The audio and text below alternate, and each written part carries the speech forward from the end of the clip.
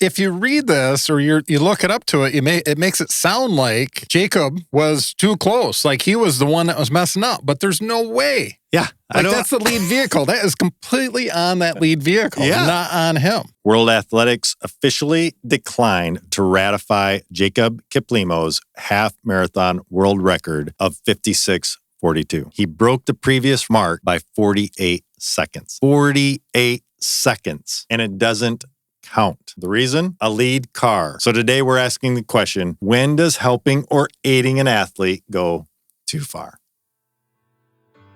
Well, hey, everybody, welcome back to the I Don't Know Running podcast, where we share our experiences that make running fun and sometimes not so fun. I'm Lewis. And I'm Mitch. And today, this one's spicy. Yeah. Because it isn't about doping. It's not about cheating in the traditional sense. It's about wind resistance.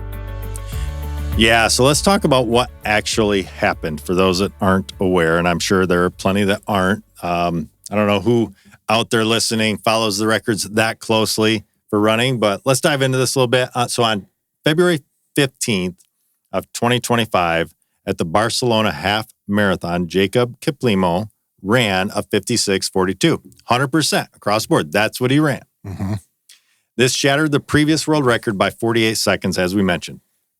It's pretty big. That's a big jump in the half marathon world. That would be huge. That would be huge in a marathon. 48 seconds is a lot. It's a ton. That's big. That went the wrong way. I meant to go the other way. So like in a shorter event, it's huge. It's huge across the board at any rate. But the World Athletics ruled it invalid under Technical Rule 6.3.1, which prohibits assistance from non-competitors or technical devices. So what happened? Race footage showed him running just 10 to 20 meters behind the lead vehicle for large portions of the race. That in and of itself, as soon as you brought this up to me and you're like, hey, did you hear about this? And I was like, no, tell me about it. And so you said, You basically said this: the pace vehicle was too close.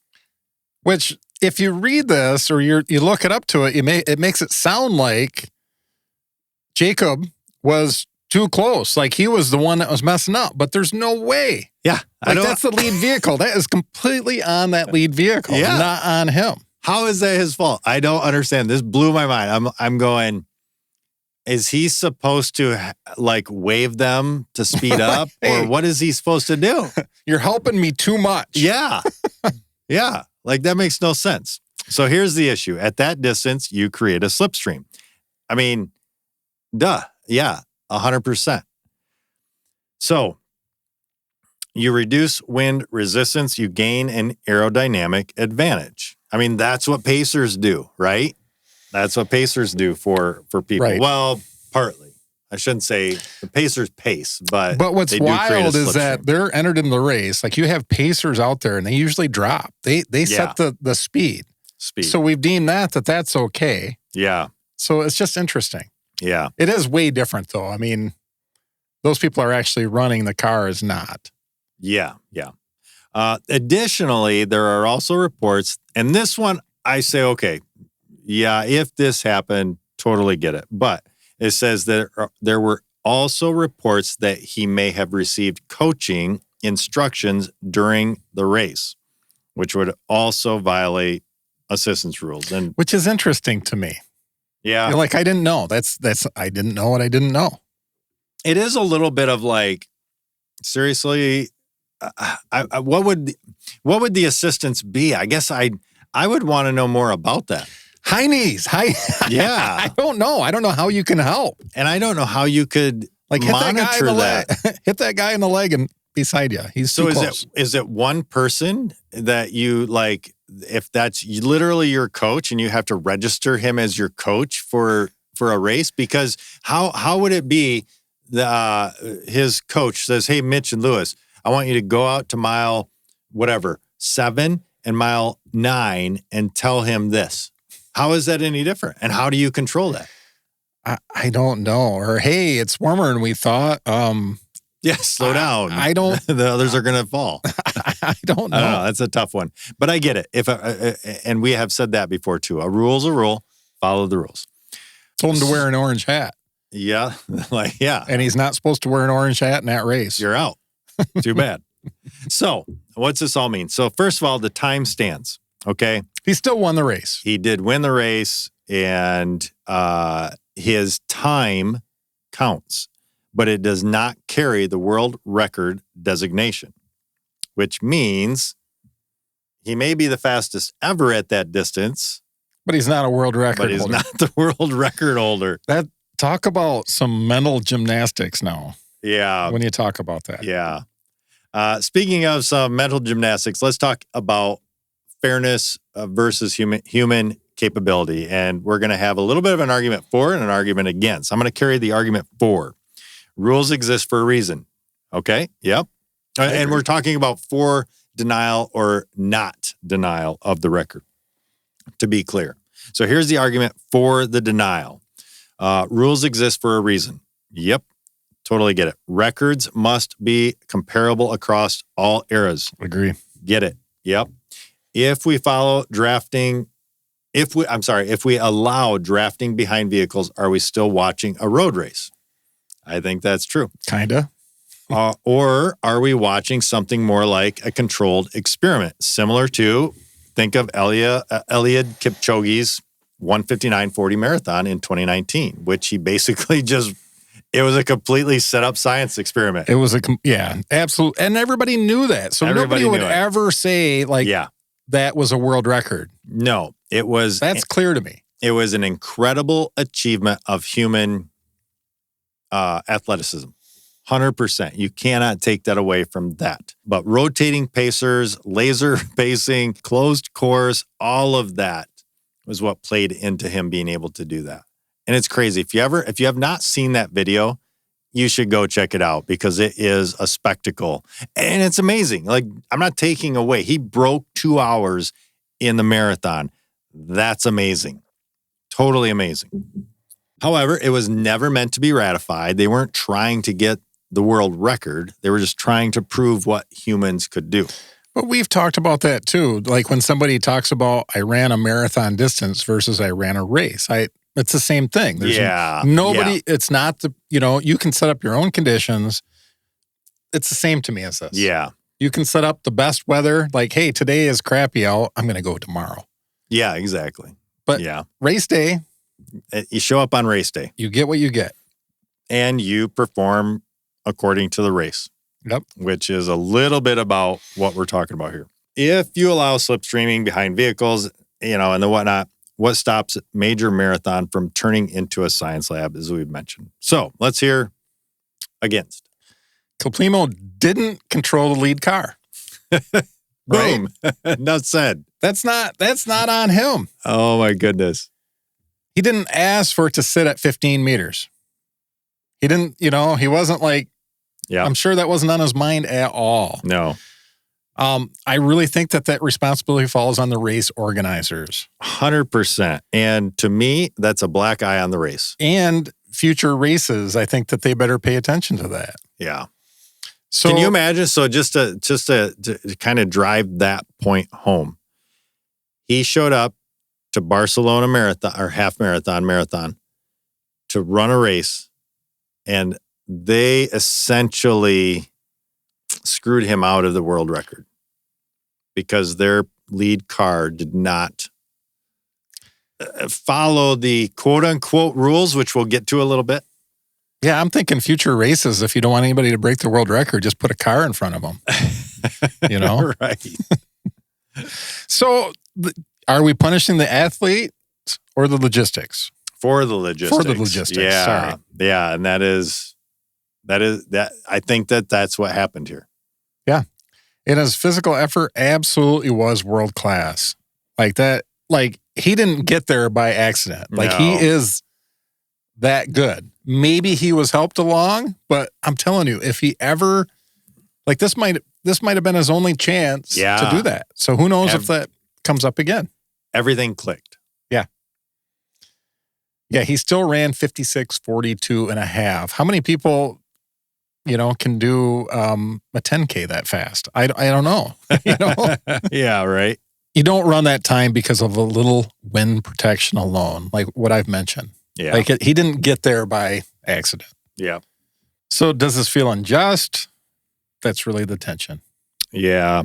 So let's jump into the gray area here a little bit, because there is a little bit of gray in the rules by the World Athletics. World Athletics does not specify a minimum distance a lead car must maintain. There is no defined buffer zone. So officials are interpreting the spirit of the rule after the fact. So it sounds like they need to write in Yeah, I cannot believe that that's not just a simple, like, you need to maintain. Let's say that they're going, well, what ifs, all the what ifs. What if this? What if that? Okay, that's fine. But I would wager that you can write a rule that says you need to maintain 15 meters or greater for, let's say, 90% of the race. So you have the buffer then, the 10% of like, oh, this turn or that turn or this incident happened that we were within that zone, or make it 80% of the race or whatever. Mm-hmm. Where the benefit would be so negligible that it would still count. So then you've got this clear, defined rule. And in today's technology, that would be easy. So easy to track.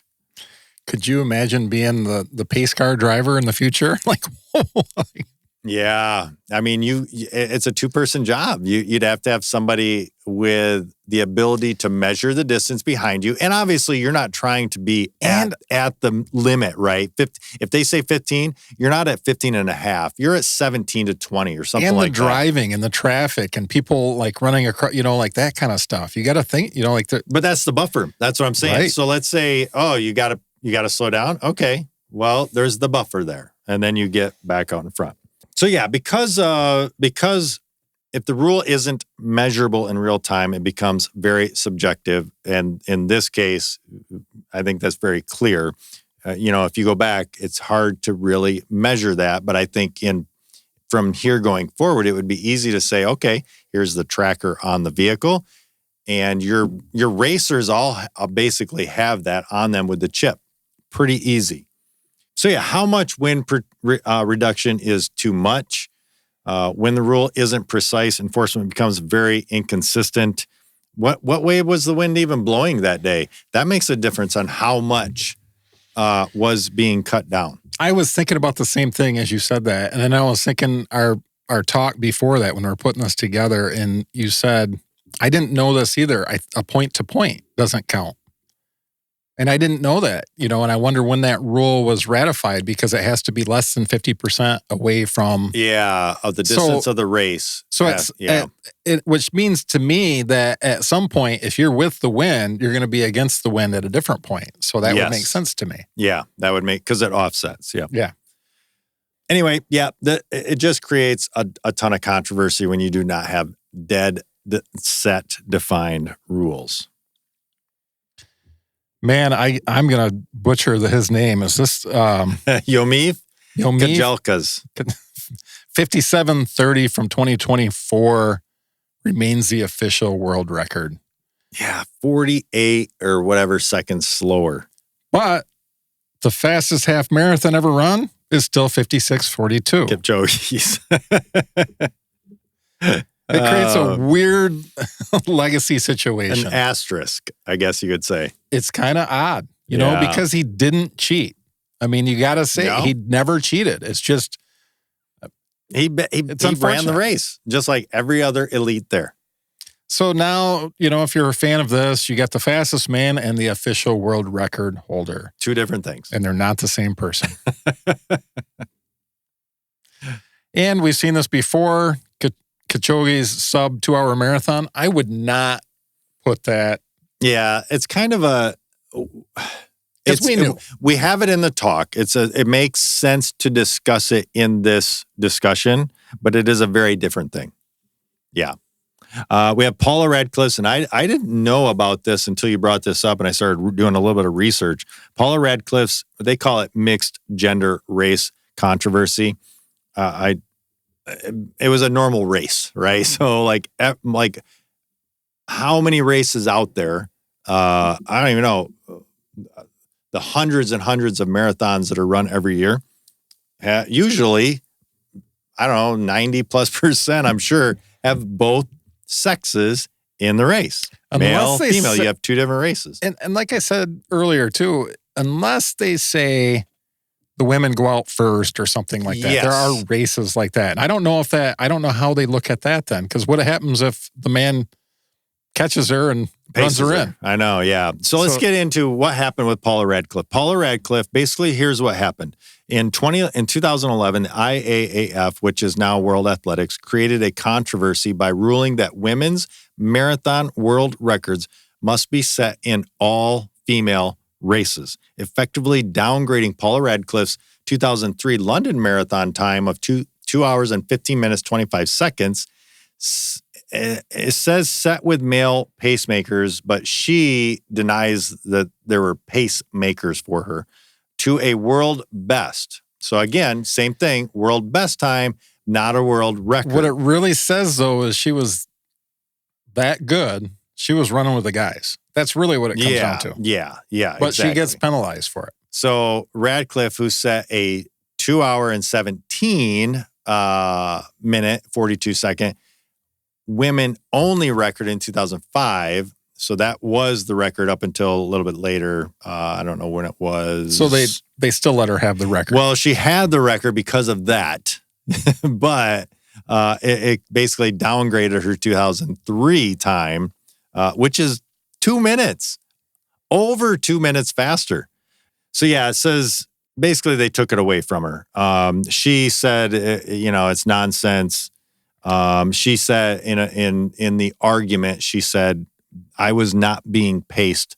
There were male runners, yeah, but I was not being paced by them. But to your point, like what you just said, okay, so you start a race where you start the females first and then the men go out and they catch.